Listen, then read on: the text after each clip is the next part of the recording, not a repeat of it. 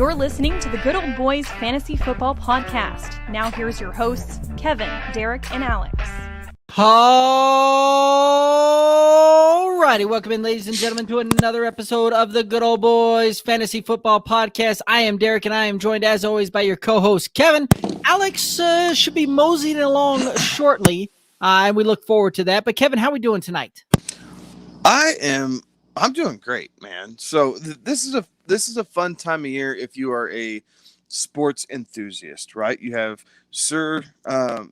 Lord Stanley's Cup going on in the NHL and the playoffs there, which truth be told, guys, I am not a huge hockey connoisseur, but I love playoff hockey. Like, you can feel the intensity. It is tangible, the want to and the desire of these guys to win the Stanley Cup. So I find it very fun to watch. I think it's intense. I think the emotions are shown all over the ice, and it's a great way of introducing people to hockey.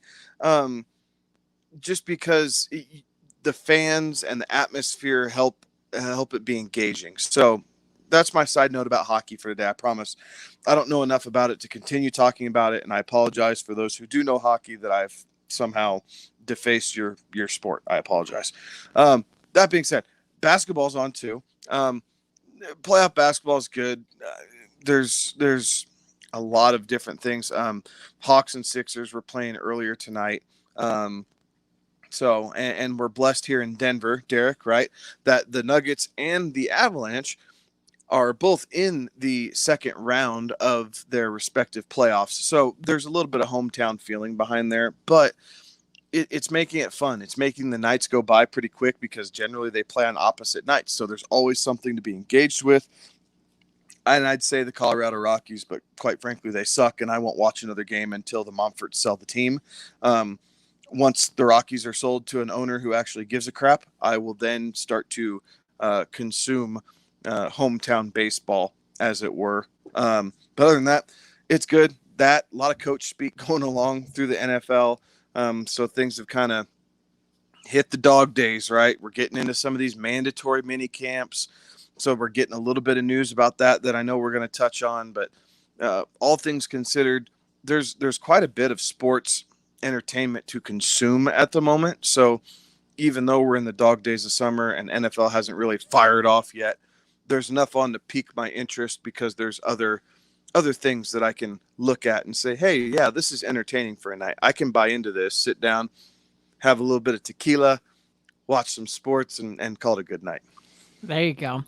So, yeah, no, you're right. The Nugs and the Avs both going through. The Avs looked a little not so great the other night playing against the Suns, but hopefully they'll rebound here and bounce back in game 2 and see if we can't keep watching the Nuggets roll through there. The Avs right now up on the Golden Knights in that game in the third period. So some good things going on there. But guys, if you haven't done so already, do us a favor, hop over to the YouTube, click the subscribe button on there. It's the Good Old Boys Fantasy Football Podcast YouTube channel. You can also find us on the socials, Twitch, Twitter, Instagram, Facebook at Good Old Boys FF. And we've got lots of great stuff coming your way, goodoldboysff.com. Lots of good things. But guys, we've got a great show for you tonight. We are going to hit up some NFL news. Go through some things there. We've got a little ADP type of game that we're going to play and some, outperform, underperform type of things going through there. And then we've got our team of the week that we're going to break down, and that's the Cleveland Browns.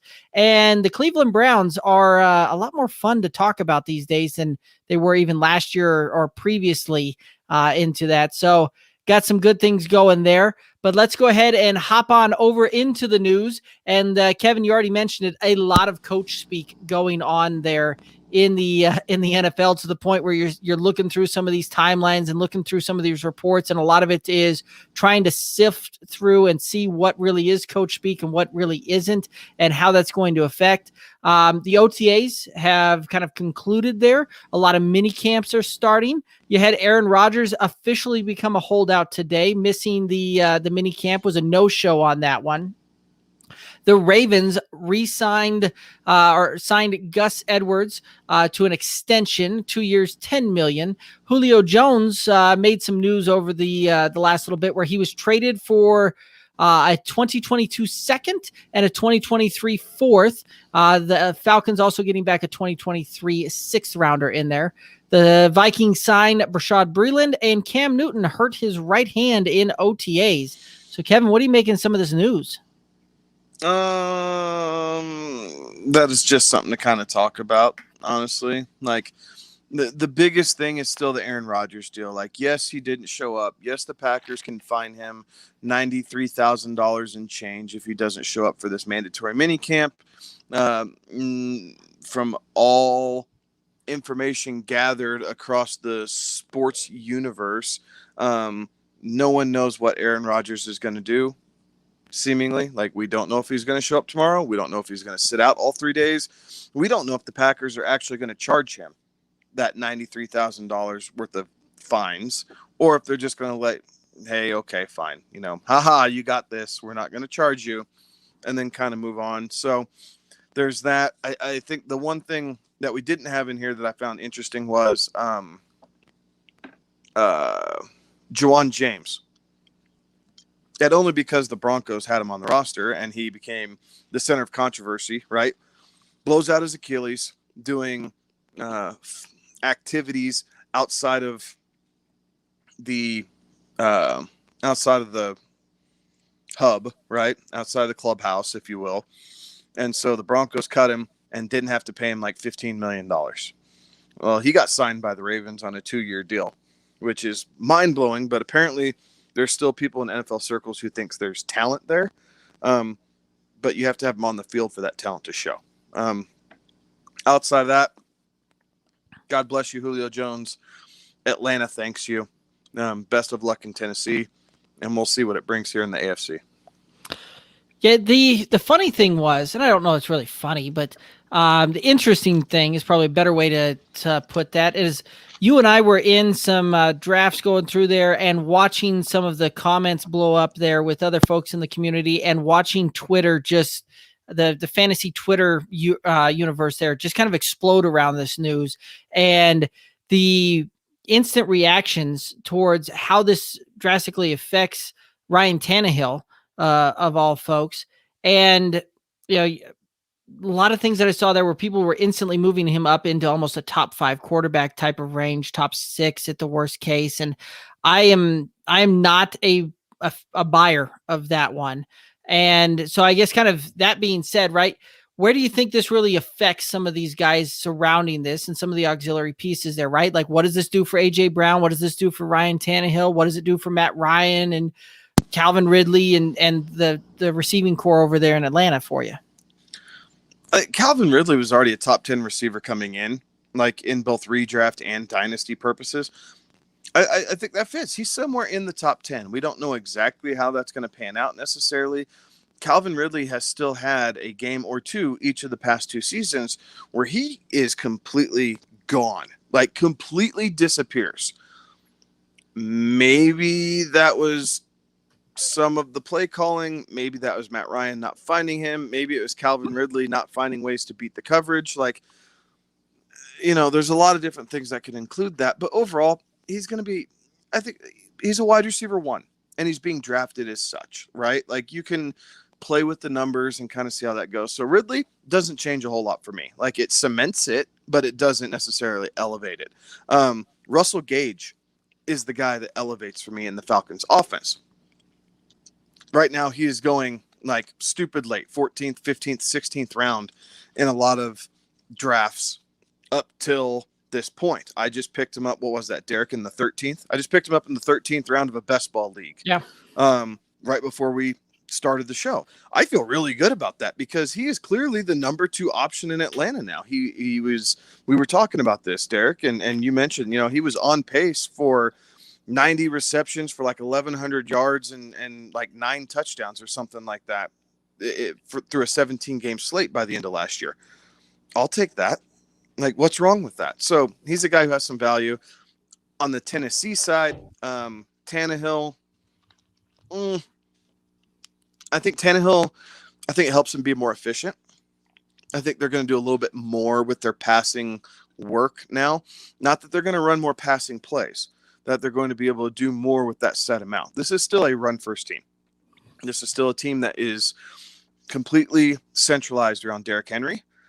But what this helps is it helps Ryan Tannehill be more efficient, and it gives him a true 1-2 option to where safeties can't roll over on top of A.J. Brown, because Julio is still good enough to beat you in single coverage. So now you have to worry about both, kind of figure out where that's going. So it helps balance that offense a little bit, but I don't know that it drastically hurts A.J. Brown, because I think he's going to see more single coverage.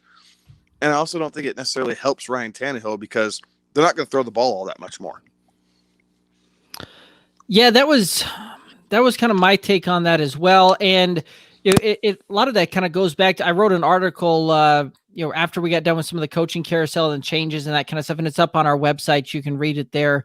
But in summation of it, when I got to Tennessee, they're going to do that offense very similar to what it was last year, even though the offensive coordinator is no longer there. The head coach is a defensive-minded head coach, right? Like he came from that Patriots system. He was a defensive player in the league.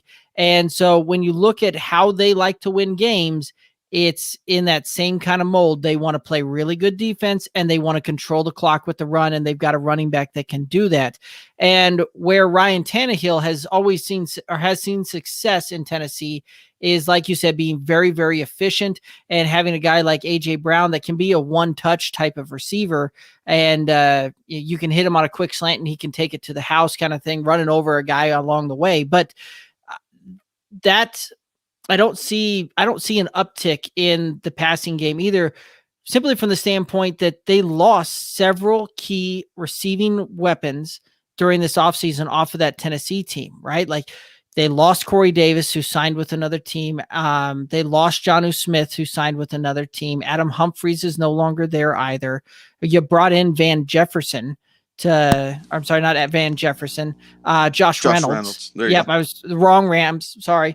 You brought in Josh Reynolds to, kind of be that guy, but he was, never really more than about a wide receiver 3 on most teams. So the amount of volume isn't going to change. It's simply going to change it from a standpoint of you can't load up on either one of those wide receivers, and the fact that both of those wide receivers out there, you can't load up the box either and really put 9 guys in the box, 8-9 guys in the box, because you got to play enough to cover both of those receivers. So for me, it doesn't really do much for Tannehill, doesn't really do much for those other guys. It's very interesting, though, looking at the Atlanta side of it. And I know you and I talked about this one a while back, where it was, I think I said to you that I really think that they drafted Kyle Pitts to be Julio's replacement and play more of a receiver type of work than they ever drafted him to be a tight end. And you look at a lot of his measurables coming out with the size, the speed, that kind of stuff. He's got that ability to be that super big body type of receiver, which Julio did immensely well at down there in Atlanta in his time there. So we may actually see Julio see a little bit of an uptick there, because of the fact that Tennessee, you'll probably see them in the red zone more often than you saw the Falcons, and you'll be able to see them be more efficient down there with those touchdowns. So you may see a Julio with an uptick in touchdowns, but yardage wise, I think you'll see him about the same. Receptions, I think you'll see him roughly about the same as well. So, yeah, I think one thing, just to touch on Tannehill briefly, the thing that could increase with Tannehill, besides his efficiency, right, completion percentage, everything else, I think his rushing stats might improve here. Like, yeah, maybe. And you think about it, because you have 2 dominant outside playmakers and you have Derrick Henry, like, there's a lot of skill position focus that's going to be placed on this Titans offense. And if teams are dead set in running zone against the Titans, Ryan Tannehill is good enough, and Julio is more than experienced enough to get into the weak spots of those zones and start making a living off of that. But if you switch over and you play man, now when everybody's running out, all their backs are turned. to Ryan Tannehill. So even if it's not there, it allows him the ability to probably take the ball and scamper, we'll call it, a little bit more. Not necessarily design runs, but allow him to scramble and scamper for some of those extra first downs. So that might be really the biggest growth that you see with Ryan Tannehill, right? Like, yes, you see his completion percentage improves, so that fundamentally changes his passing statistics a little bit, but his rushing stats are what might actually go up, because there's going to be so much attention elsewhere that there will be voids and times where he's able to, take the ball and run for 8 to 15 yards. And that's a big range in the NFL. I get that. But remember, he used to play wide receiver. He's not bad with the ball in his hands. Like, he can make a guy miss if he chooses to. So it's very interesting. I think normally I look over Ryan Tannehill, even with his success over the past couple of years. I do think that this move at least solidifies him, right? Like, he is now a guy that I'm going to be paying closer attention to, besides, I don't love Tannehill, but I can get a guy who's kind of like him. Well, now it's a guy like, I can like Tannehill, and on a certain league or two, I can take a flyer on him and feel pretty good about it. Yeah. Yeah, absolutely. The other kind of couple of other interesting things that came out there was Cam Newton hurting his throwing hand out there in the OTAs. And what do you think that speeds up the timeline on Mac Jones? They're saying it was just a bone bruise, but what are your thoughts there? I don't know that it speeds up Mac Jones, honestly. I do think that they want Mac Jones to sit down and get used to the Patriot way.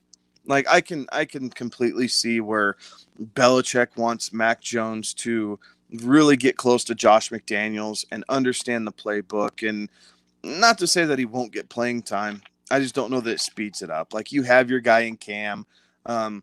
He has to be more efficient than what he was last year, but they also have an entire new receiving core around him now to help him do that. So I think that, yeah, it's a bone bruise, but it gives Mac some reps with the first team offense a little bit if Cam's feeling a little sore and has to suck it up. But quite frankly, a bone bruise on your throwing hand, Cam Newton would be playing if there's a game this Sunday. Like, that is what it is. It's news now because there's nothing else to talk about. But other than that, you know what Belichick does? He puts a questionable tag on everybody anyway on the injury report, and then he trots them all out there. So if there's a game, Cam would be playing. So I don't think it's big news. It's just there's not a whole lot else to talk about, so it seems a little bit larger than what it is. Fair enough. Another one that was, there was a signing and some coach speak associated with it as well. You had the Gus Edwards signing his extension there, where he's going to make about $5 million a year on that extension.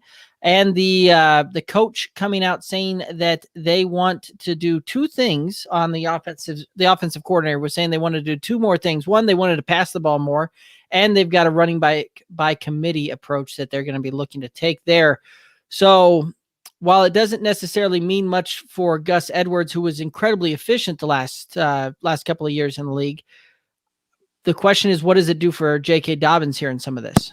It puts a cap on his ceiling for sure. Like, Dobbins was efficient in his own right heading into the playoffs, right? He had, 6 straight games with a touchdown to end the regular season, and then got shut out against the Bills in the playoffs. But he was efficient in his own right. Part of that is how the Ravens offense is designed, right? That zone running scheme and the ever-present threat of Lamar Jackson taking the ball and running. I expect both these backs to be at least efficient. I expect them both to be rostered across all fantasy football formats. Yes, you're going to pay a premium for J.K. Dobbins, and I think rightfully so. He's still the 1A. He's the guy who I truly believe is going to get the lion's share of the rushing work that doesn't go to Lamar Jackson. But Gus has been efficient. He's not a bad guy to have on your roster. He's not a bad fill-in. He's not a bad best ball player. He's a guy you can get late, and he could easily fall into the end zone 2 or 3 times a game if the rotations work out just right.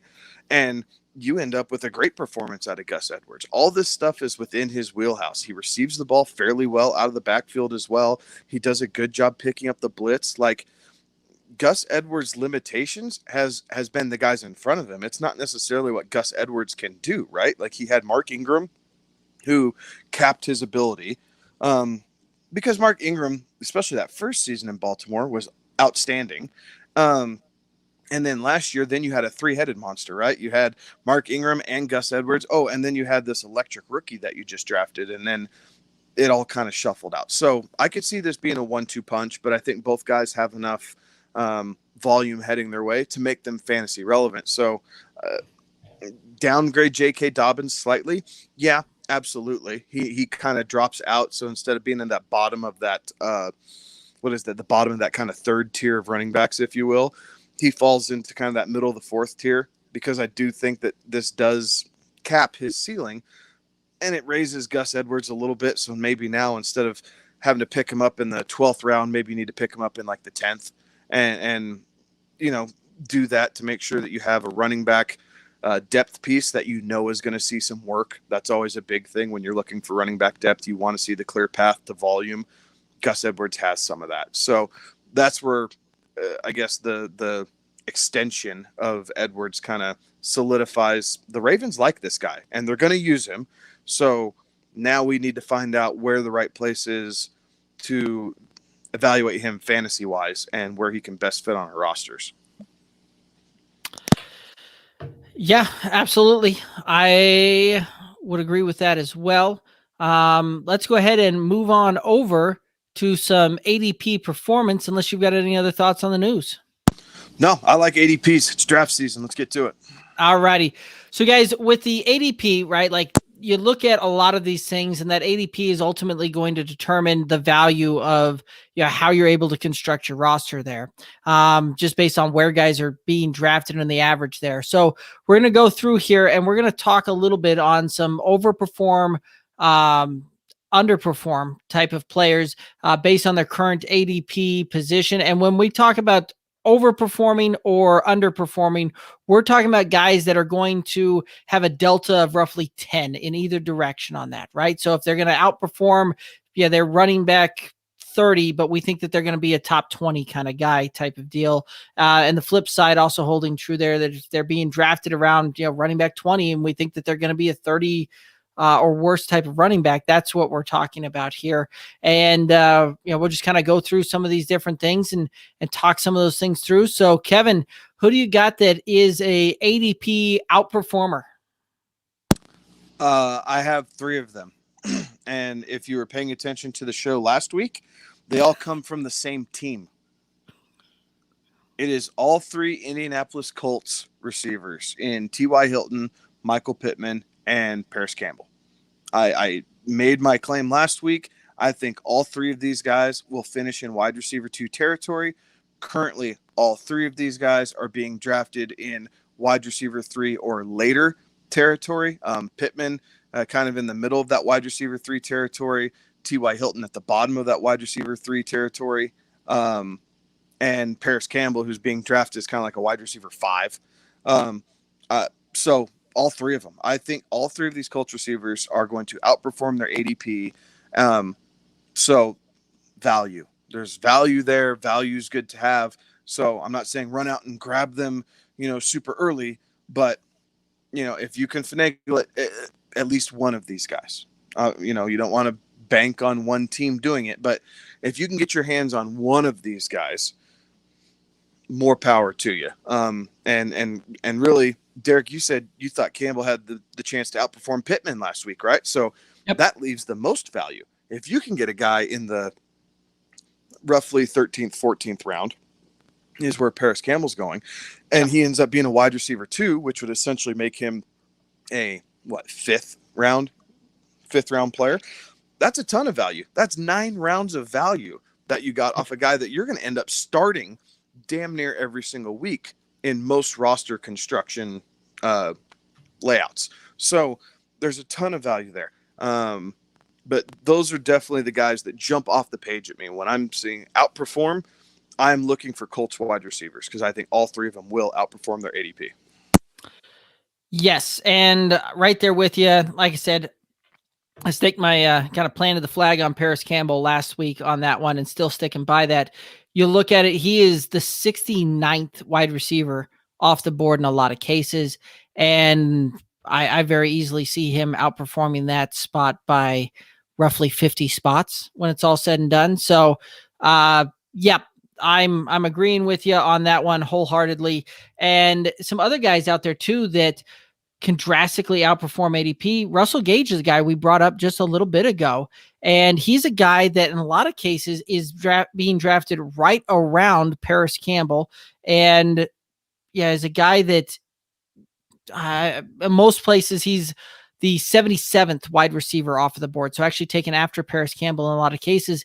And if they utilize him the way we saw them utilize him last year with the absence of Julio being banged up for a couple of those games and how that looks and works, there's no reason that he can't finish up there in a wide receiver 3 or 4 territory.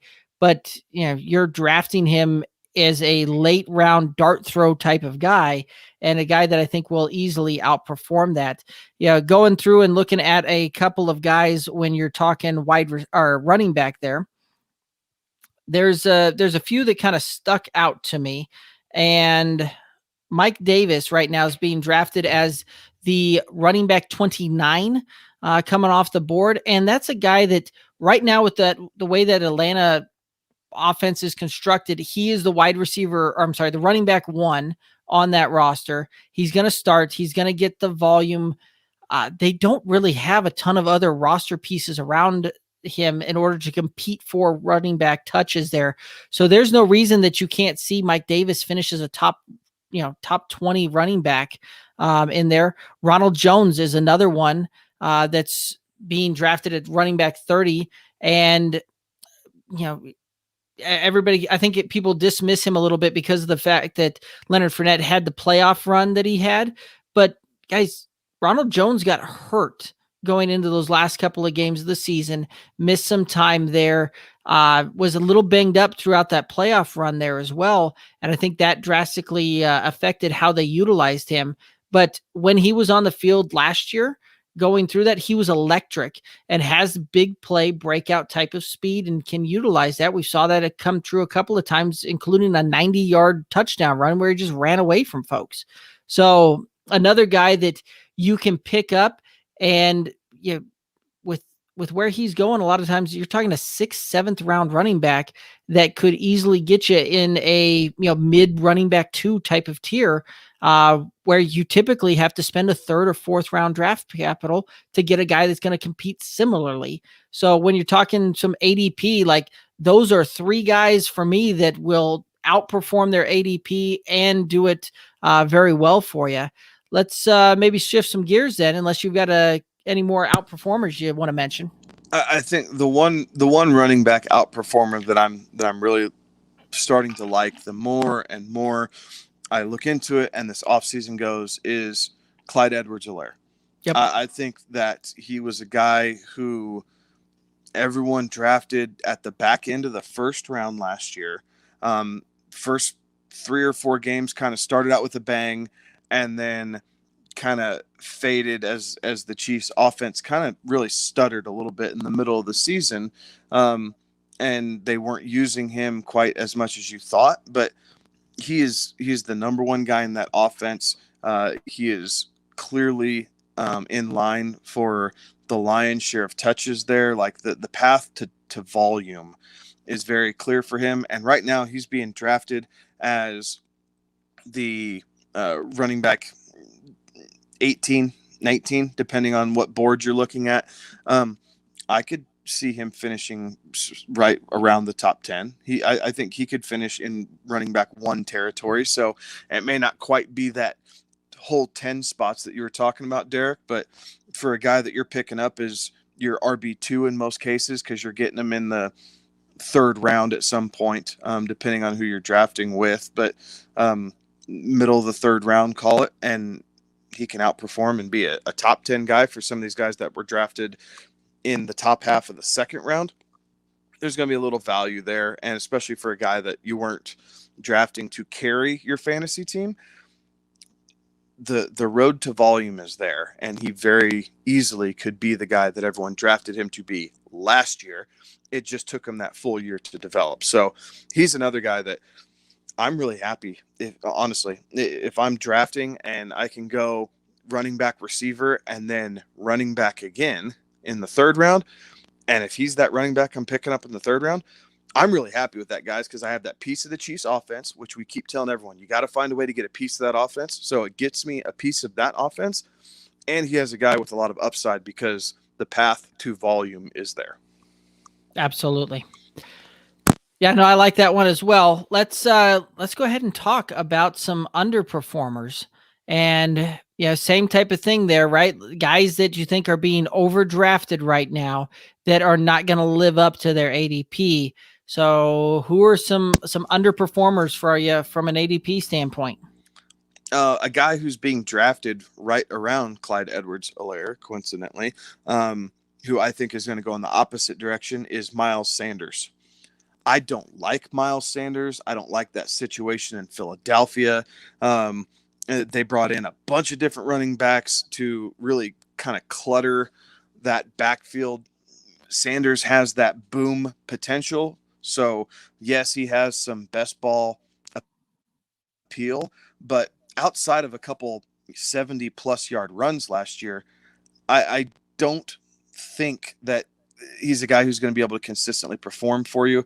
And I do think he's a guy that is going to fall into that running back 3 territory, not the running back 2, upper half of the running back 2 territory that you drafted him to be. So Miles Sanders is a guy that I think is going to be a bust as far as that goes, and a guy that I'm definitely avoiding. Fair enough. I'm right there with you. I think I don't know that he's going to necessarily I don't see him falling quite as far as you, but I see him as being overdrafted for sure at this point. Another guy, and it pains me to say this because the talent is certainly there, but the way that the offense is starting to shape up and listening to some of the coach speak around how they're going to plan on utilizing this position is DeAndre Swift. Right now, he's coming off the board as about the 12th running back in most cases, which puts him, running back 1 territory that he's got to live up to in order to get to that. And when you look at it, they're talking about riding the hot hand when it comes into that. So, which, talent-wise, DeAndre Swift is the most talented back that they've got on that roster. But if they're going to run a hot hand approach, you never know. You could see Jamal Williams catch fire a game, and now DeAndre Swift is playing the back burner there.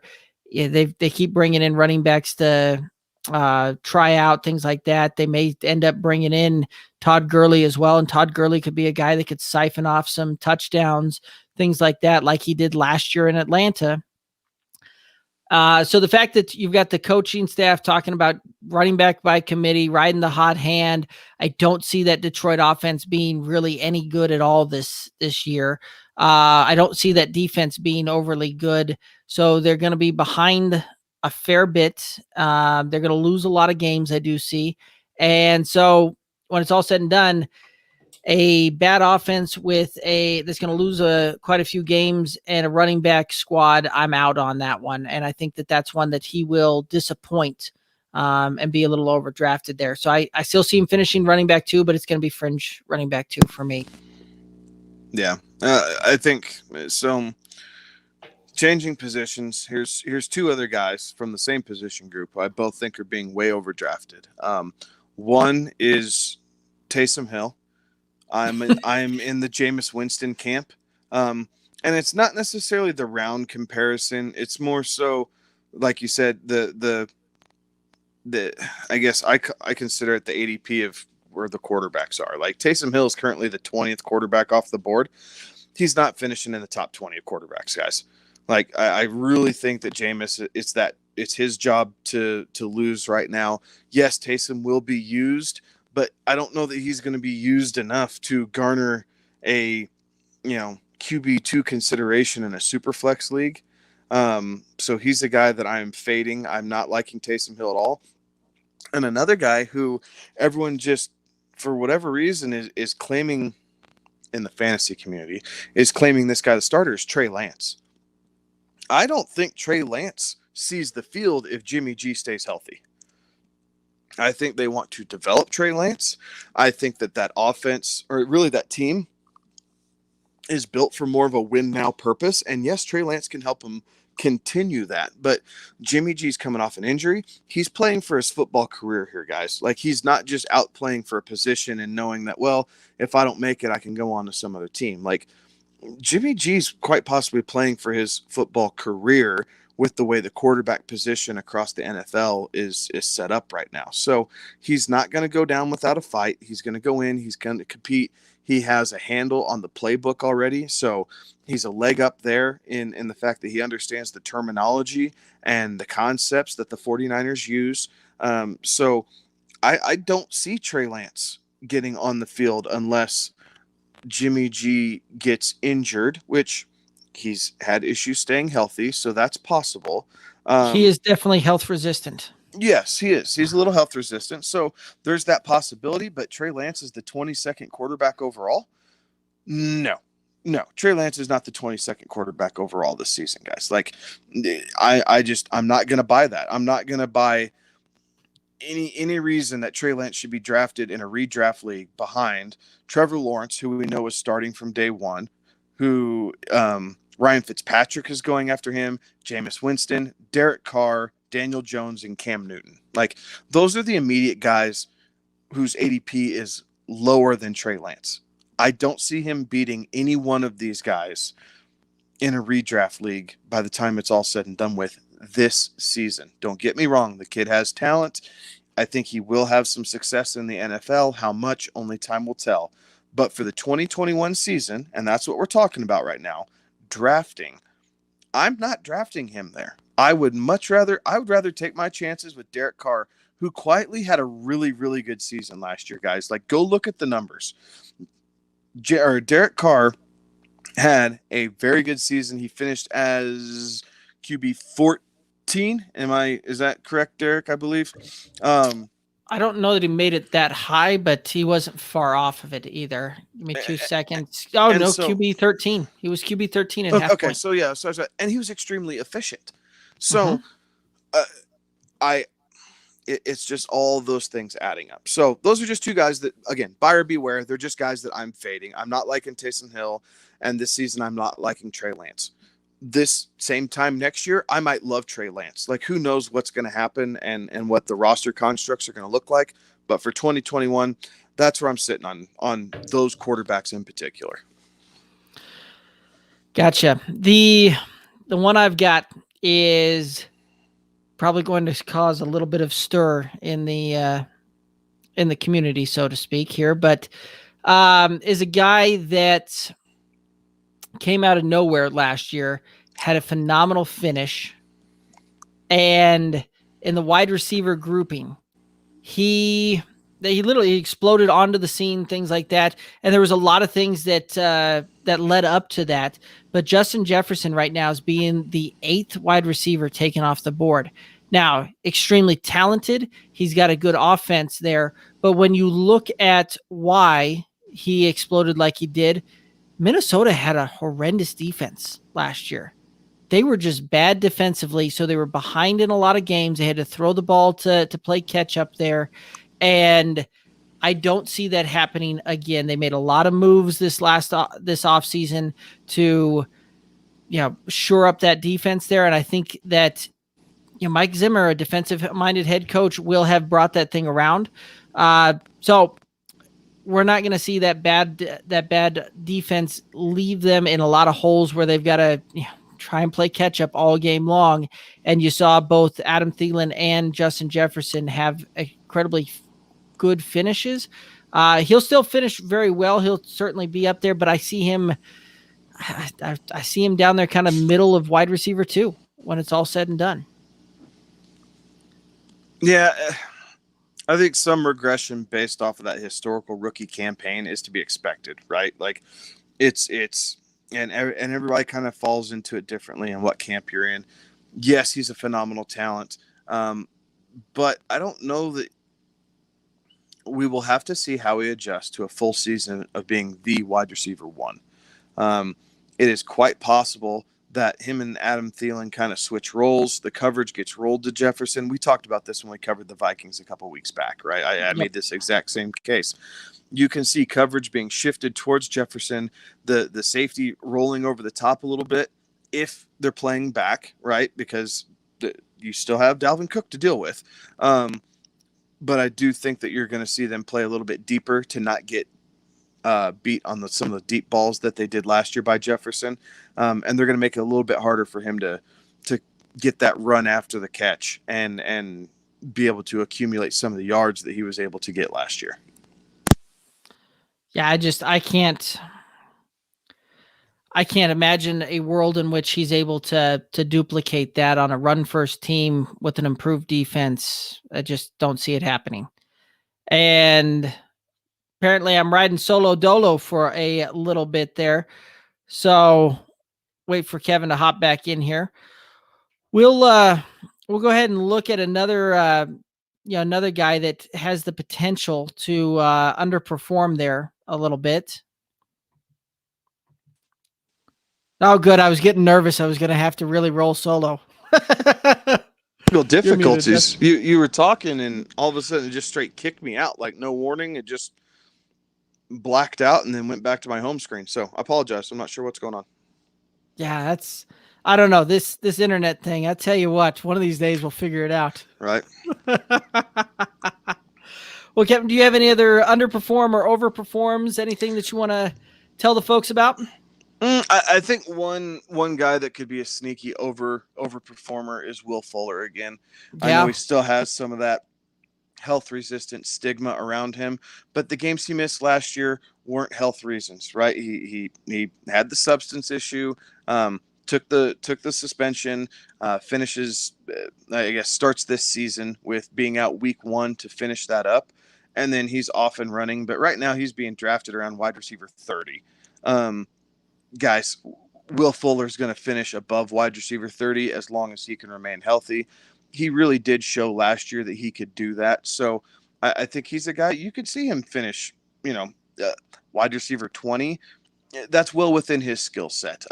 It's just going to be if Tua can continue to get the ball to him in the right ways like Deshaun Watson did for him last year. Yeah. Another underperform for me, kind of last one, will be Odell, who right now is... How dare you? Yeah. Fantasy football is better, and I'm going to get on this. But fantasy football is better when Odell is better. Like, he just adds some flair to fantasy football. That is true. But he right now is being taken as the wide receiver 26. And a lot of it has to do with the name power still, and people hoping the breakout comes and he has the bounce back, and not necessarily a breakout, but the bounce back. I don't see it happening. And we'll get into this one as we get into the Browns in that wide receiver room, but I don't see him living up to that ADP. And I'll kind of put a pin in that one until we get to him in the Cleveland Browns breakdown. But Kevin, any other thoughts on over or underperform? No, I think that kind of sums up where we see everything here at the moment. Obviously, as we get closer, situations change. We'll reevaluate, and I'm sure some of these are going to shift up, down, sideways, whatever. But I think that sums everything up very nicely to start. Yeah, always worthwhile keeping an eye on that ADP and seeing what that looks like, especially as you get closer, because guys that you can get for tremendous value at this point become almost overdrafts in some cases by the time you actually get into redraft season here. So keep an eye out on your ADPs and see what you can find there. But let's go ahead and hop on over into the Cleveland Browns, who had a much better bounce back this year under the new coach, Kevin Stefanski. And we're going to go ahead and start where we always do. That's in the running back room. So Nick Chubb last year finished as running back number 9, 190 rush attempts, 1,067 yards, 12 rushing touchdowns, 16 receptions on 18 targets for an additional 150 through the air. Your thoughts on Nick Chubb? Nick Chubb finished in the top 10, missing 4.5 games last year. He absolutely is a top 8 back. And I say 8 only because he does give way to Kareem Hunt so much at times, depending on that. But when both those guys are healthy, if you look at how the Browns run that offense, Nick Chubb is clearly the lead dog. Like, it is not a running back by committee. It is Nick Chubb is Batman, Kareem Hunt is Robin. And sometimes Robin has to step up when Batman goes down. And that's what we saw. But Nick Chubb, he's the guy. He's absolutely one cut ability. He still has breakaway speed. He breaks tons of tackles. He has a nose for the end zone. Yeah, you'd like to see him catch a few more balls out of the backfield, kind of like what he did towards the tail end of last season. So I think in season totality, he'll probably get there, but on a week-to-week basis, that might be a little frustrating. But overall, if Chubb's staying healthy, he's a guy that's borderline top 5. And he's a guy that you can be confident starting against any matchup. For whatever reason, he loves to feast on the Baltimore Ravens, who generally do a very good job against running backs. So you can start him against, the Steelers and the Ravens, which is key being in that division. You have to be able to play those guys. So I love Nick Chubb. He's a dog. I will always have a soft spot for Nick Chubb, but just looking purely at it, his ability to make guys miss is still absolute elite. And he has that breakaway speed once he gets into space that it's really hard for guys to bring him down. You will see him bust off a couple really long runs throughout the season, on top of the fact that this is a run-first offense. The volume is there. He will see targets and attempts week over week over week. You're not going to see a down week from Nick Chubb, barring injury.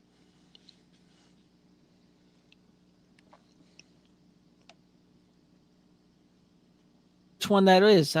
Was that number 1 or 2? Well, technically it was 2 because when I came back on to start telling you why I got kicked off, I was muted. But for the sake of the show, we can say it was 1. Oh, okay. So no, you're right. Nick Chubb it's just really dynamic when you boil it down. No matter how you look at it, a dynamic playmaker who. Yeah, I was a little disappointed last year because I actually had him slated to win the rushing title when I was going through all the projections, and obviously he got banged up there a little bit. You saw Derrick Henry absolutely explode, so it wasn't to be. But this year could be the year.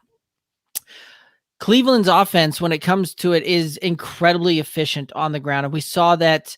Kevin Stefanski come in and implement his system and bring that thing to life there. They spent a ton of capital. They did a lot of things upgrading the line going into last season. That line still looks incredibly good, and there's no reason to think that line isn't going to be as efficient this coming year as what it was for 2020. Now, I don't necessarily know that Nick Chubb is going to get to a 5.6 yards per attempt type of carries on that. That's just insanely high efficiency.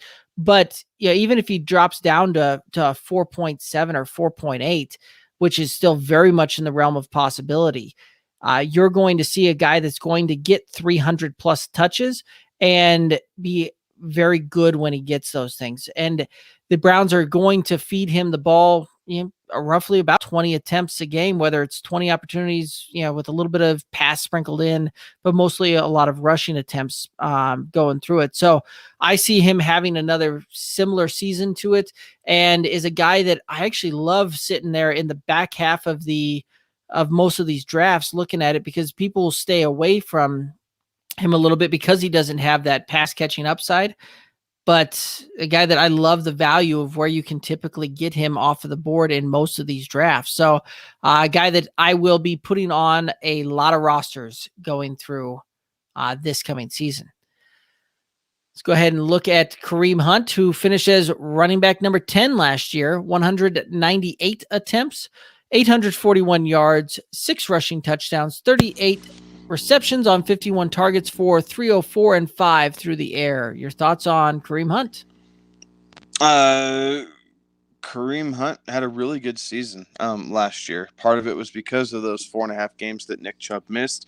But if you go back through and you do those breakdowns, Kareem Hunt's snap usage went through the roof, right? He went from averaging about 43% of the snaps to averaging about 72% of the snaps. So obviously the usage went up, and he did a good job with it. Kareem Hunt's production when they're both on the field really comes in the fourth quarter. Like Nick Chubb, they use Nick Chubb to really wear defenses down, and after defenses are gassed, that's where they start sprinkling in Kareem Hunt more and more. So you got to be a little bit patient. Like he's a guy that you're kind of on the edge of your seat with Kareem Hunt. Is he going to get it done? Is he going to get it done? And all of a sudden the fourth quarter hits, and hey, look, they're passing him the ball. He fell into the end zone. Like you can get 10, 12 points out of Kareem Hunt in one drive in the fourth quarter, but it does generally take that long to get it. So do I think top 10's in the cards again? No, I do not. I do think he could be RB2. Like he'll finish in the top 24.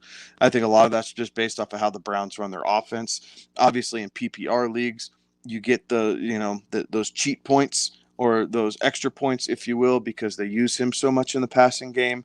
But that's really where Kareem Hunt kind of separates himself from the rest of the pack in where he's being drafted. Is he's on a run first team that does like to throw him the ball, and they do have special packages designed for him because yes, he shares a backfield with Nick Chubb, but Kareem Hunt in his own right is an extremely good talent. Like this guy's no slouch. So I like Kareem Hunt. I had him on my roster last year for a good part of the season, at least, before and sent him away. But I was very pleased with the production I got out of him. And overall, his ADP of going in the 5th or 6th round is probably about right for what you're getting there, guys. Like it seems high. I thought it was really high last year. We talked about that when we covered the Browns. He was going in the 5th round. And I was saying that was high. That was high. Turned out not to be high because Nick Chubb went down. So, that's fine. That one's on me. This year I am changing my tune a little bit after seeing this offense with both of them in it and each one kind of individually while the other one, was nicked up. The 5th or 6th round's right, guys. If you expect to get Kareem Hunt, you're expecting to get him and then play him as a flex every single week, even though he shares the backfield with Nick Chubb. Yeah. Well, and even when he shares the backfield with him, he's incredibly efficient there. Yes, he is. And does a lot of what you just talked about there. And so it was one of those kind of tale of two Browns running backs type of thing between you and I last year in our home league. I had Nick Chubb on one side, you had Kareem Hunt on the other side, and there was a couple of games where we were texting back and forth, and it was I'm texting, dang it, they're using Kareem Hunt this entire fourth quarter, and you'd be like, yeah, it's about time. So, just very interesting when it all comes down to it because of how they use him, and it's interesting because of the fact that they're able to roll out there. They don't necessarily cap each other's upside a ton. Both of them still have the ability to deliver you a week winning type of week. And you saw that play through a couple of times where, one of them was the running back 3 on the week and the other one was the running back 5, or, you're talking running back 4 and 6, and they have the abilities to go out there and deliver, both of them deliver you a week-winning week on the same week coming out of the backfield because of how the Browns utilize them. And Kareem Hunt's a guy that's still going to get 15 opportunities a game.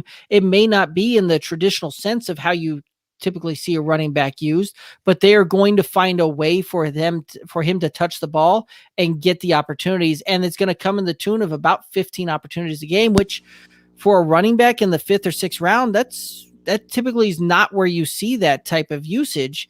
That's typically the usage you find on a late 3rd round or 4th round type of running back. So there is some potential value of picking them up in the 5th and 6th. Yeah, absolutely. And I think one thing that helps is the Browns defense is pretty able, good. Yeah, they're pretty good. They're able to get off the field. So it's creating more opportunities. And the more the Browns run the football, the better Baker Mayfield is because he doesn't have to go off script as much. That's not quite working for him as well in the pro game as it did in college at times.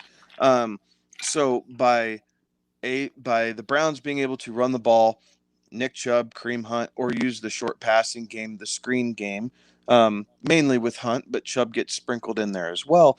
It helps that entire offense flow. It makes Baker more efficient. It helps keep that defense fresh so that way they can in turn go out, get after the quarterback, and get the ball back.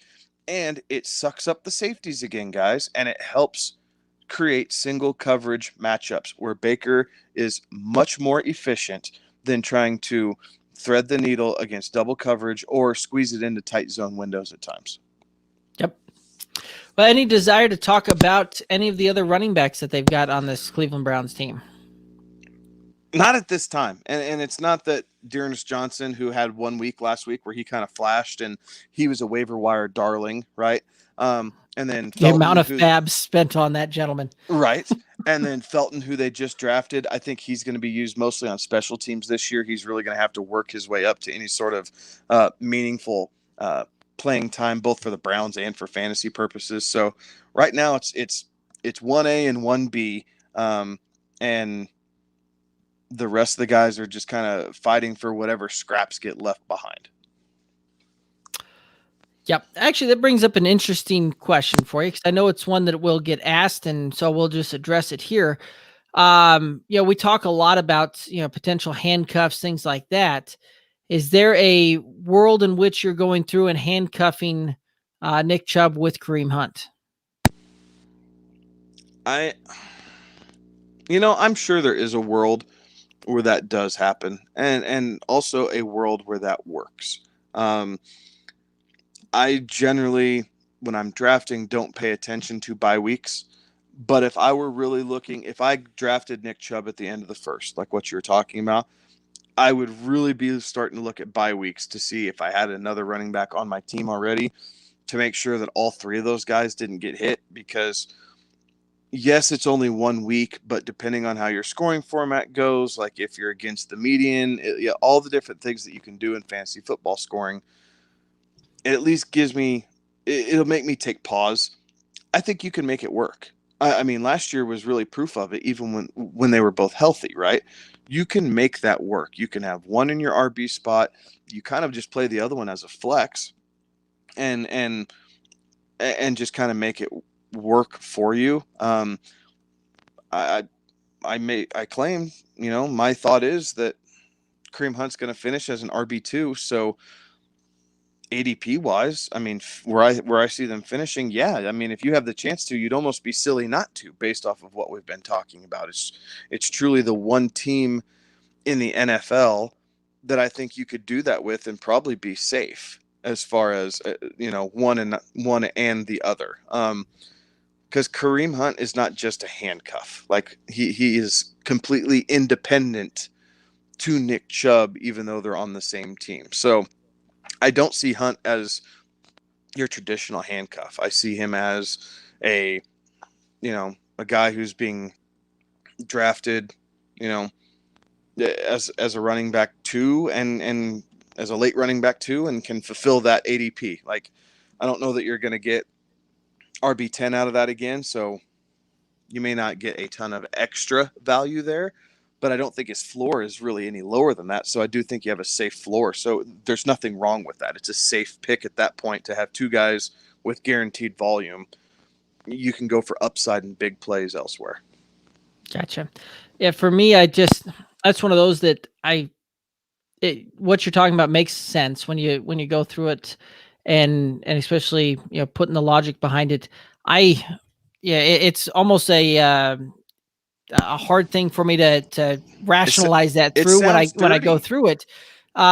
Simply from the standpoint that when I do that and I put two of those players on the same roster like that, I'm in essence limiting my upside that I can have there in a lot of cases. I'm limiting the ceiling on it because of the fact that if the Browns have a bad game or they get shut out or the opposing defense is able to establish their will in that thing, you are severely limited on what you can do there and what you can expect. But it's one of those that it would have to be kind of a perfect storm for me, where I'm getting just tremendous value.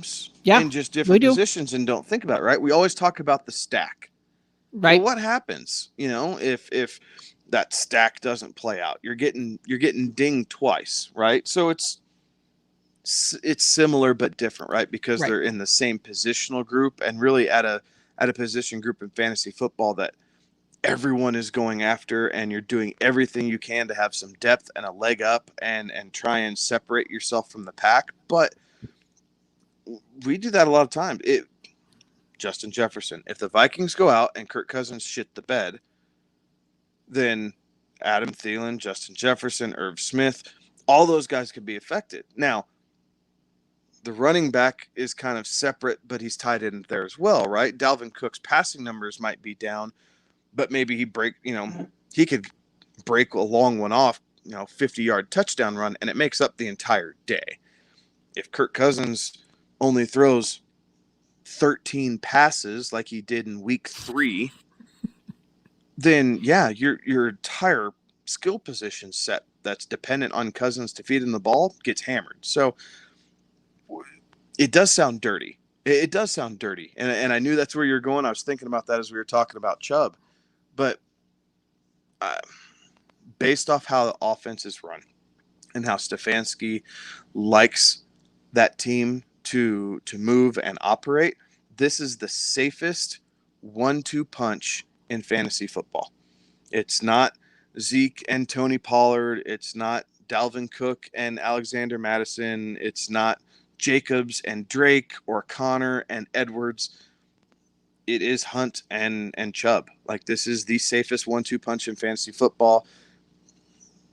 And so if there's the opportunity there, you know what? See what else is on the board. If you like something else, then by all means. But if you're looking for running back depth, just because they're on the same team, don't shoo it away. You can get running back depth by having both them on your roster. All righty. Well, let's go ahead and head on over into the wide receiver room. And we'll start with Odell Beckham Jr., who injury shortened year last year, 23 receptions, 43 targets for 319 and 3. Your thoughts on Odell? I want Odell to be so good. I love watching Odell play football. He's just fun. Yes, he's a little arrogant. Yes, he's kind of a crybaby and gets in fights with goalposts, and then the kicker's net, and then proposes to it 2 weeks later, and all the antics. But he makes fantasy football fun.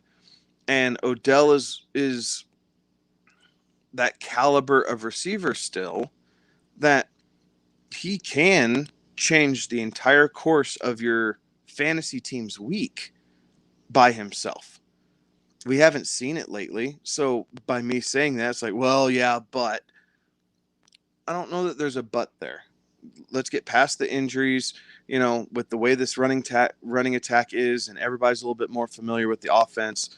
The play action attack that the Browns can implement will lead to more opportunities for Odell Beckham Jr. And there's enough other positions or skill position help on that field between Austin Hooper, Jarvis Landry, Higgins, and then David Njoku.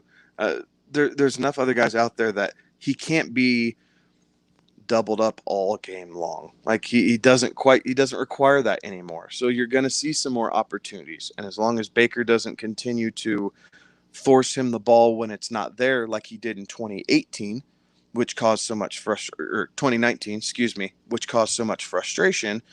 You're getting him in the 7th round, basically. Like Odell Beckham Jr. in the 7th round is in most cases your third receiver. Most cases, not all. If he's my third receiver, I'm comfortable with that. That means I have 2 other guys, whether it's Terry McLaurin, Devontae Adams, Tyreek Hill, Stephon Diggs. Name your guy. It doesn't really matter, whatever that looks like. But if he's your third wide receiver, I'm okay with taking a gamble if you want to take a piece of that. There might be some other guys on the board that you like more again. That's fine. Like, you don't have to draft him there. But there are definitely worse options that you could go with as your third wide receiver. And it exposes you to something maybe a little bit different being that it's your third receiver, but he's still the number one target on that team. And sometimes that's hard to come by. He's my third receiver and he's the second receiver on this team, and maybe they throw the ball a lot, maybe they don't. Well, the Browns don't throw the ball a ton, but he's still the number one guy in that receiving room. So that gives me, I guess, at least incentive to go out and put him on a roster or two, and let's see how it shakes out. Right. Well, and yes, there's some definite value with where he's being taken now, and the upside could be there.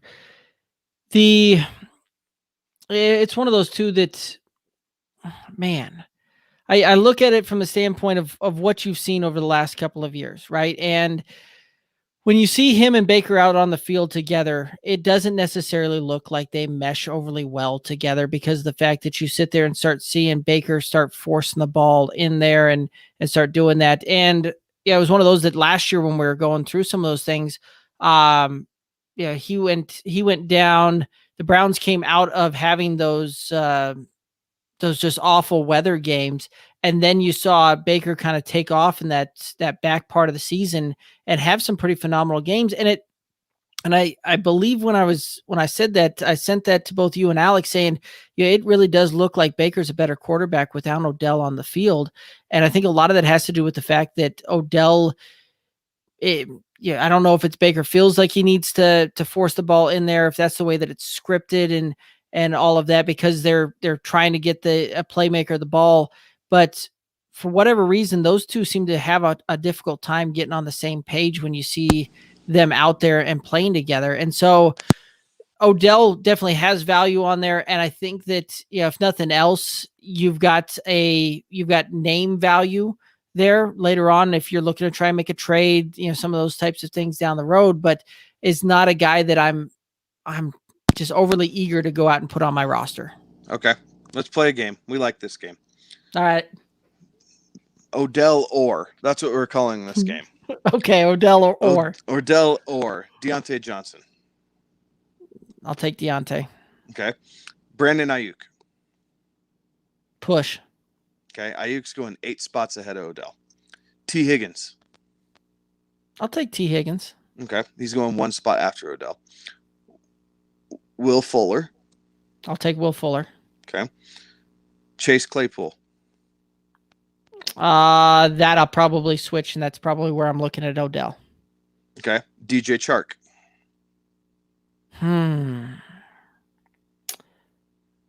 I'll actually take the Chark. Interesting. Okay. Boyd, Juju, Debo, Robbie Anderson. Robbie Anderson's the only one that I would look at potentially taking that out of those over Odell. So from T. Higgins, so Odell and T. Higgins basically have the same ADP. There's 0.5 difference, 65th overall and 65.7 overall. So T. Higgins is kind of the break. So Higgins all the way down through Robbie Anderson, that's your next round and a half. So that's 67 all the way through 85th overall. So there's still a mix there, right? Like guys who are being drafted after that you don't like. Maybe it's a guy that you do. Cortland Sutton's being drafted over or after Odell. I like Sutton more than Odell. I'll definitely take Sutton, yeah. Right. So there's exceptions to every rule. But Brandon Cooks is being drafted 11 spots after Odell. I don't want any part of Brandon Cooks right now because I don't know who the damn quarterback's going to be. Like Brandon Cooks scares the crap out of me. So it's just there. I don't like Brandon Ayuk. So that is what it is. So I guess my thing is I feel like he's properly placed. I like 95% of the guys going before Odell more than Odell. I don't like Ayuk that much. Deontay Johnson I want to like, but damn it, that Pittsburgh offensive line scares the crap out of me, and I'm not sure that they're going to be able to drop back and throw the ball that much. But then you get after it. T. Higgins, yeah, I like T. Higgins. I like the youth and the upside, the fact that he hasn't been injury prone like the last few seasons, so I like that. Claypool, no thanks. He's a deep threat. He's a best ball candidate, not a season-long guy. DJ Chark, I got burned by him last year in too many leagues. I'm not touching DJ Chark. Tyler Boyd, is he the second or third option in Cincinnati? Yeah, that's why I'm out on Tyler. And so that scares the crap out of me. Juju, is he the second or third option? Out on Juju as well at that point. And so it is. That's what I'm saying. I think like he's properly. I think that's why Odell's properly placed there, right? There's some that you like, there's some that you don't. Buyer's choice, dealer's choice, if you will, however you want to phrase that. So that's why I don't see the issue with him going in the 7th round. Whatever. Like, I could do worse. I'll probably go running back. Like, I'll probably punt and see if there's a running back there that I like and see if I can get one of those other receivers that I like the next round is probably what I would end up doing. Actually, in the 7th, I'm probably taking my first quarterback in a single or my second quarterback in a super flex. It's probably about how I would play that one. So, but no, I definitely get your point, and I think you're right. I think he is properly placed. I have a hard time, buying in on that one. Just where you are with DJ Chark, I was with Odell last year. Got burnt by that one just a little bit, and so I'm looking to go other options there and see what that looks like. So let's go ahead and talk about the number 2 wide receiver on that team, Jarvis Landry, who finished at wide receiver 36, 72 receptions, 101 targets, 843. Your thoughts on Jarvis Landry? I would like Landry more if I knew his touchdown numbers were going to go back up. Like that's the one thing about Jarvis. I like him. I even like the value there. You can get him at the back end of the 8th to the middle of the 9th, depending on where you're going. So if you don't like Odell and maybe you just like the Browns or you want a piece of that offense, a little bit of receiving depth, you can go there. But there's a lot of people around Jarvis Landry as far as ADP goes that I like more. Jerry Jeudy, Michael Pittman, Laviska Shenault, Antonio Brown, Curtis Samuel. All those guys are going around Jarvis Landry. And I like all those guys a little bit more. So that is why I probably won't have a whole lot of Jarvis Landry. It's not that he can't get the job done. Jarvis Landry still has some of the best hands in football. He runs great routes. He's a good locker room guy. For the most part, he's Mr. Consistent. He got peppered with so many stinking targets in Miami that you know he can play. But he's the second option on a team that's a run-first team. And there's going to be other guys in that category that I think are just a little bit better. Like Michael Pittman, like I said earlier, I think Michael Pittman's going to far outdo his draft position. So if I'm in the back of the 8th, I'm not going to wait until the 9th to draft Michael Pittman if he's sitting right there. I'm going to go ahead and grab him in the back of the 8th and be happy about that because I think he's going to end up so much ahead of where I'm drafting him. The value is going to be there. It doesn't matter if I reached 6 or 7 picks for him. Like, who cares at that point? Go get your guy. So Landry has his upsides. Like, he is good. He does what he can to come down with the ball, right? Like, and I say that meaning he doesn't get alligator armed. And when I say, I think everybody understands that, right? Look how alligator arms, they're short and stubby, and they don't want to reach outside their shoulders and catch the ball. Landry's not that guy. He will fully extend to try and do that. He does try and help his quarterback out. He will sacrifice his body, but it's not a passing first team. He's not the first option on that team, and he's a little bit longer in the tooth. So I would most likely punt and go somewhere else. Fair enough. When you're reading that through on those ADPs, I was just going, yep, I'd rather do that one, that one, that one, that one. You didn't name a guy on there that I'm taking him over Jarvis.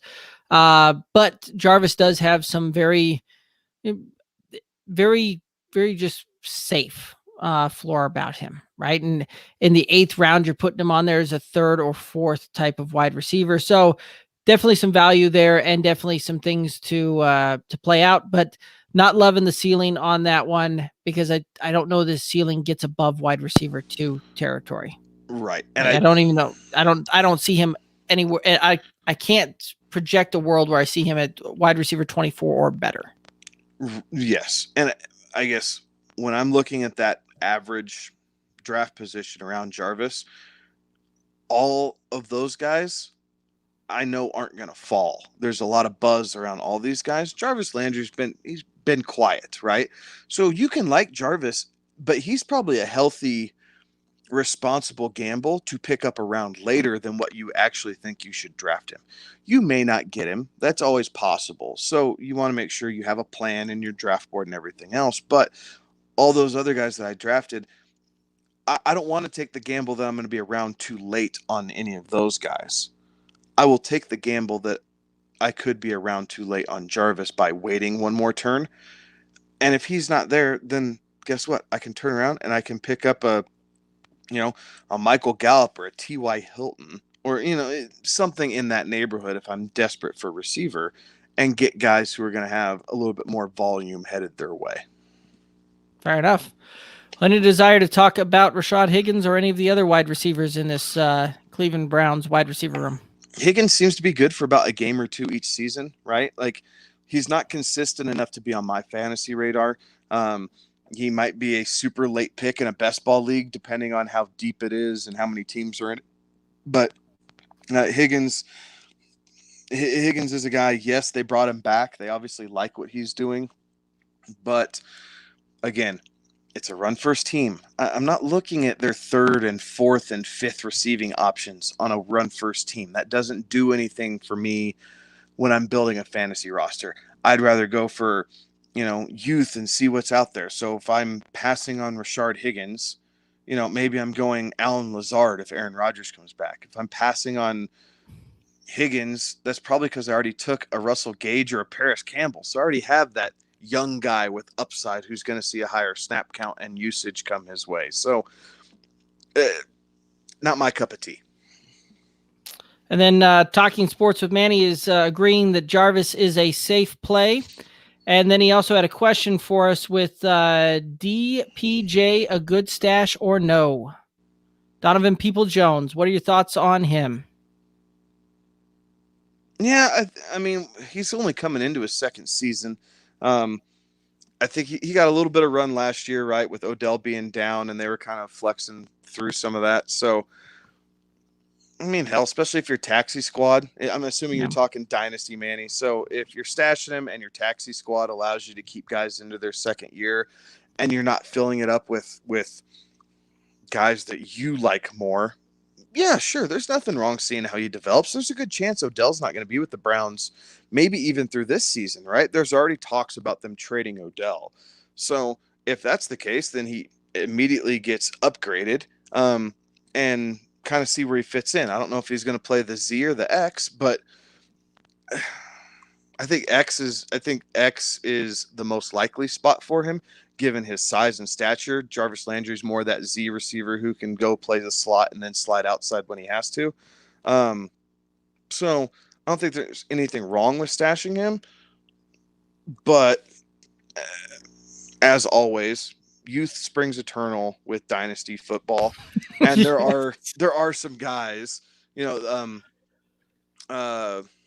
now I can't think of his name because up until today, I was liking him a lot for the Titans. Fitzpatrick, the wide receiver that they drafted this year, because they didn't really have anybody else. Well, now he's my stash because Julio's there, so I got to stash him and bury him for a little bit. So there's nothing wrong with Donovan People-Jones. He had some buzz around him coming out, and if they don't keep Odell through this season, he's going to be fighting for a potential starting spot, and that's always a good thing to have. Yep, and he did say that it is a dynasty league, so yep, I think that is a question well answered, and my answer would be very similar to that one as well, especially if you've got deep benches, taxi squad that lets you do some of that type of stuff.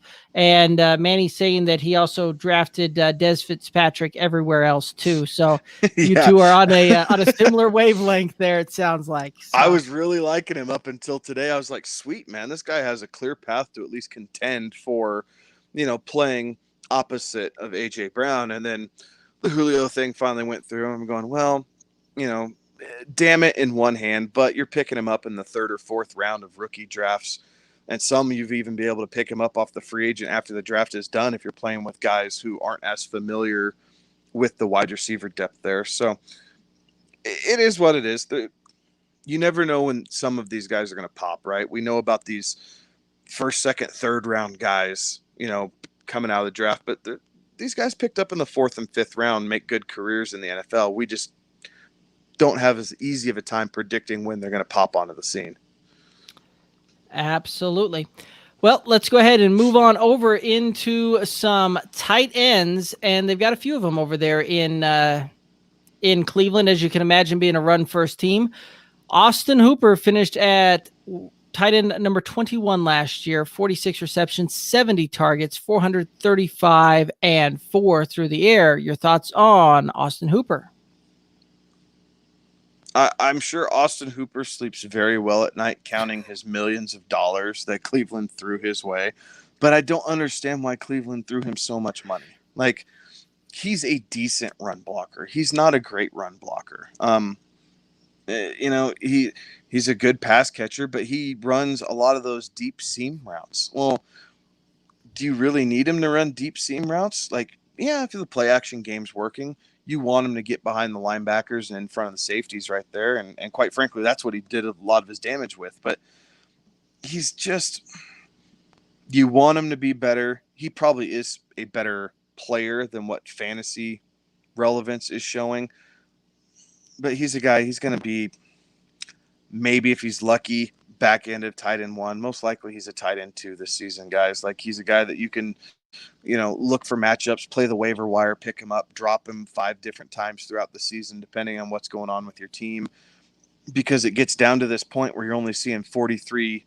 If he's only seeing 43 catches throughout the season, he's a dime a dozen. Like, there's 6 other guys that have the exact same stat line he does. So I'm not going to get married to Austin Hooper by any means. Right, and the fact that you see David Njoku coming back here as well, another very athletic type of tight end. I see these guys going to compete with that, compete for touches on that one, and I don't see the opportunity being high enough for either one of those guys that I'm eagerly adding either one of these guys onto my roster.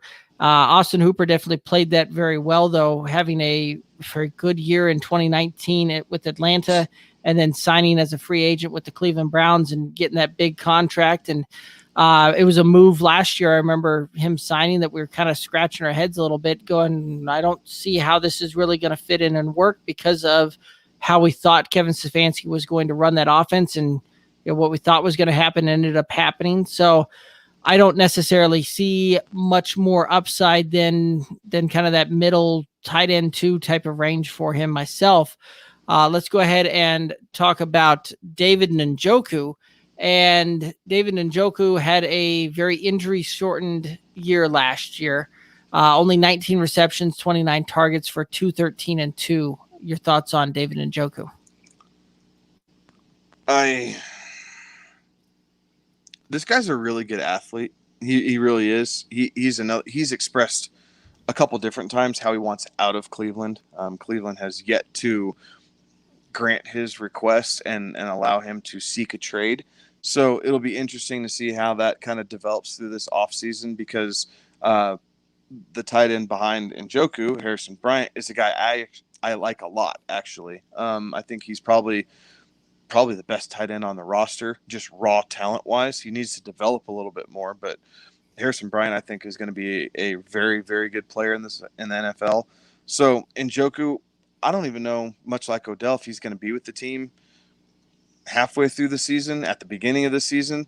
And depending on where he goes, I could really like his landing spot. Like, if he were to go to Tennessee, and yes, they just got Julio and everything else, but Anthony Fitzker is he's great because he's the tight end 1, but David Njoku is better than he is, and he would instantly step into there and be that guy. And who knows where injuries are going to kind of lead and kind of go through some things. The Jets, Chris Herndon is always hurt, right? Ryan Griffin is 36 years old, I believe.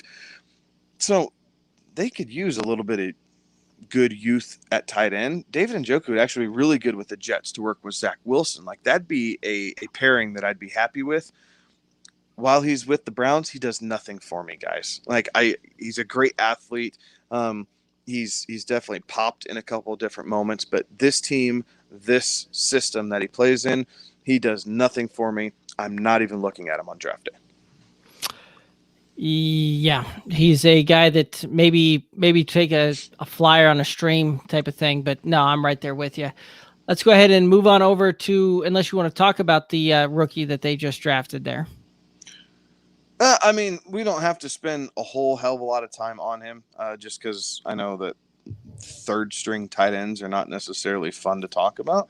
But Harrison Bryant, you want to talk about taxi squad stashes like Jonathan People-Jones? This is a guy I'd rather have stashed personally, just because tight ends are they're harder to develop. They take a little bit more time, but he's that next evolution. Like, he's 6'5", 240. I think he ran a 4.58, I believe. So he's got some pretty good speed for a tight end. Obviously, he's a guy who's buried on the depth chart. He's going to see some run, though. He was playing a decent amount of snaps last year because he's the best run blocker on the team. So that's his one downside as far as fantasy production. He's the best run blocker as far as tight ends go that they have on the team. So you're going to see his snap count up really, really high. But what you want to look at is percentage of routes run. And that's where he's going to fall a little bit short right now, because Njoku and Hooper both are more pass catching tight ends. Harrison Bryant is a pass catching tight end, but he also blocks really well. So in a run first offense, guess what he's going to do? He's going to block. So that's where his hangup is. But I have him in a lot of different leagues, and I have him stashed for the day that they do get rid of Njoku, if Hooper goes down, because this guy's kind of the next man up. So that's why I have him stashed on a lot of different taxi squads throughout, 30 different dynasty teams right now. Fair enough. Let's go ahead and move on over to the quarterback room, and Baker Mayfield is there. Finishes QB 17, 305 completions, 486 attempts, 3,563 yards, 26 touchdowns, and 8 interceptions. Your thought on Baker Mayfield? I really like the fact that he only threw 8 interceptions. Like, in all seriousness, I really like that. The fact that he's not giving the ball to the other team. But he's a guy, he didn't drop back for 30 passes once last year. Not once did they have him drop back for 30 passes. So he is going to be capped a little bit. Yes, he had, week 7? He had the 5 touchdown game against Cincinnati. You might see one of those a season, and it may not be 5. It might be 4, but you're not going to consistently see that. You're looking at 1, maybe 2 touchdowns. But then you're also going to have a couple weeks where they lean so heavily on the run game where Baker's basically going to be a ghost, and that's going to be a struggle. So depending on his evolution at quarterback and what new wrinkles they put in this offense, it's possible he throws the ball a little bit more. If anything, I'm hoping for just continued efficiency out of that. Oh, and I misspoke, guys. I'm sorry. In week 14, he did drop back 47 times. I apologize. I was not correctly reading my stat line. So he did drop back a little bit. But there was a couple of weeks, but he's not a wow guy, right? Like, he's your third quarterback. Like, on a super flex, he's your third quarterback, the bye week fill in, that guy. Like, he's not a guy I'm drafting in my top 24, even though I know he's going to finish inside the top 24, if that makes sense. Just because there's no consistency, and there's no way of telling which week he's going to play well and which week the run game might just supersede any plans they had for passing. Yeah, and for the most part, last year when he did drop back and throw a lot of passes, it didn't result in phenomenal fantasy weeks outside of week 13 and week 14, where he threw 37 or 33 attempts in week 13, and week 14 was 47. But when you look at week 1 when he had 39, QB 30 on the week. You look again at week 16 where he dropped back 53 times, finishes QB 34. That's 2. So I was trying not to talk over you as I started into that. So week 1, like what you're just talking, dropped back 39 times. You're right. Yeah. 21 completions, 189 yards. Right. When guys. when he's dropping back, it does not equate to No, it's not huge going fantasy anywhere. success. Yeah. So that's part of what I was getting at. Sorry, go ahead. No, you're good. But no, you're 100% right there that he's a guy that I wouldn't necessarily mind putting him on as my second QB in a super flex, just from the standpoint that he's typically going to be around a little bit later on that, but not a guy that I'm overly anticipating, starting week in, week out on that thing.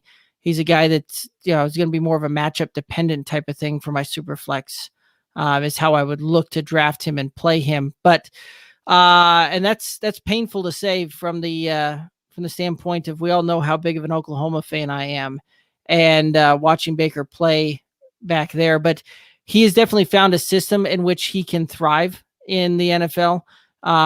It's one of those that he does very well in a run first type of offense. That's how Oklahoma runs their offenses, is a run first type of deal, where he can then pick apart defenses because of the fact that they've got to play the run game so heavily. And that's, though, putting him in those situations is where he'll thrive. But when you're going to have him load up and throw the ball 30 or 40 times, that does not going to mean that that's not going to equal fantasy success for him, nor is it going to equal on the field success for the Browns most of the time. Yes. And this is where I think Odell can help. Yeah. Is because of his run after the catch ability, is to take some of these 5-yard slants and turn them into 25-yard gains and help chunk it out. Baker had 6 games last year where he scored less than 11 fantasy points. 5 games last year where he scored less than 8. This is part of my... Well, Kevin's having some more technical difficulties there, but we'll see him hop back in here soon, I bet. But looking at it, right, like where the point that he was going through, where you're talking about Baker having less than 8 fantasy points, were weeks 6. You also saw him have a poor showing in week 8, poor showing in weeks 10 and 11. Now, those particular weeks, though, when you go back and you looked at the weather reports, you saw the weather was downright awful for those home games that they had in Cleveland, where when you watch the thing, the flag inside the end zone was doing some of this and circling around the field goal post. So it made it to the point where it was very difficult to throw the ball. But again, if Baker has to drop back and throw the ball a ton, the Browns are not going to be winning many ball games there, because of how that they've got this team constructed. They've got to rely on the defense to do what they do, and the offense to run the ball and kill the clock. And they're perfectly fine winning some ugly football games and winning those games, 20 to 17, 14 to 10 type of games. So, well, Kevin, any final thoughts on either Baker Mayfield or the Cleveland Browns? No, I think it's a fun fantasy team, right? They have relevant pieces. The fact that they got in the playoffs last year, which was great for them to kind of get off that schneid. I know that meant a lot for not only the organization but the community. So we'll see if they can repeat and get back to the playoffs. I know that division's tough, guys. Like with Baltimore and Pittsburgh, and the Bengals are still kind of trailing up the back end of that, but offensively they're improved. So we'll see what the Bengals are able to continue to do. So they're definitely a team that you're not shying away from, right? You can grab a Nick Chubb, you can grab Kareem Hunt or one of the receivers if you're just looking for a piece of it, and you're okay. It may not be league winning material as far as the receiving room goes, but they can add nice depth pieces. True. Very, very true. Well, Kevin, I think that's going to take us down to the end of it. Any final thoughts for the listeners? No, stay tuned. We got to finish up some rankings and get those put on the website. I know we've been talking about that, so we got to get that done. As we go through these mandatory mini camps, we'll see who else decides to possibly hold out and create a buzz. And as always, rookie drafts are still going on, and fresh drafts, whether they're redraft leagues or startup dynasties. So feel free to hit us up. Ask us any question you have. We're more than happy to talk shop with anybody over any question they have, and hopefully help you guys set yourselves up for success. Absolutely. I'm loving this time of year because this is the time of year that best ball seems to be all the rage. And I'm not gonna lie. I really like I think my favorite part of going through fantasy football and some of this is the draft and being able to draft these things and construct your roster. And it's nice in some points where you're able to kind of set it and forget it. Draft them and the computer will take care of some of that kind of stuff. So a lot of fun there, and doing a few of those right now. So yeah, absolutely having a ball. But I do believe that is going to wrap up yet another episode of the Good Old Boys Fantasy Football Podcast. Make sure you're hitting us up on the socials, Twitter, Instagram, Twitch, Facebook, at Good Old Boys FF. Go over to the YouTube channel, hit the subscribe button, the Good Old Boys Fantasy Football Podcast YouTube channel. And you can check out a lot of the rankings, things like that we have coming out shortly on the Good Old Boys website, goodoldboysff.com. For Kevin, I'm Derek. We'll see Alex back very soon. Have a good one. Be safe.